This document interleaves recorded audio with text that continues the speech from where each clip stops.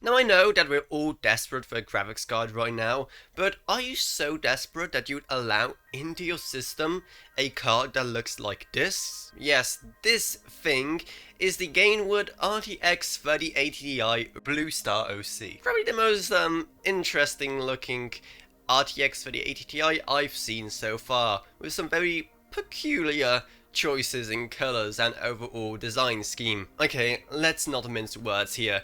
This thing is really not that pretty. And while I understand a lot of people will just buy this thing just because it's a graphics card, and those things are kind of rare right now, but let's be honest, most of us don't have red and blue themed rigs, so it's a very niche card for some very niche gaming rigs that have this kind of color scheme. The thing with these kind of red and blue colors is that they don't really match well with pretty much anything else. But just because a card is hideous on the outside doesn't mean it has to be hideous on the inside as well, right? Well, let's not judge a book by its cover and have a look inside this very peculiar card. And there we see that's also a bit of a disappointment. Firstly, even though it has OC right in the name, well, that isn't strictly true. Yes, it is faster than a base RTX 3080 Ti, but only by 2%, which is some pretty rookie numbers compared to some other high-end RTX 3080 Ti's we've reviewed on this channel so far.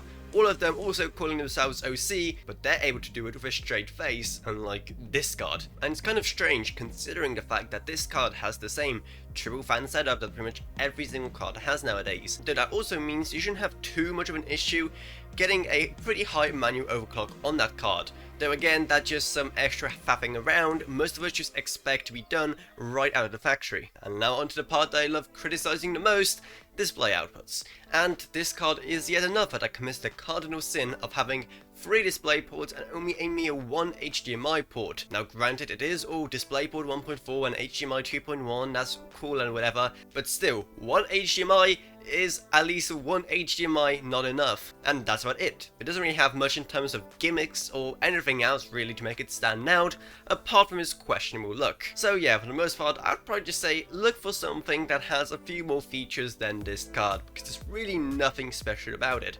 Unless you already have a blue and red rig going on, then Christmas has come early. Congrats, your questionable tastes have finally paid off, and you finally have a graphics card to meet your very strange taste in PCs.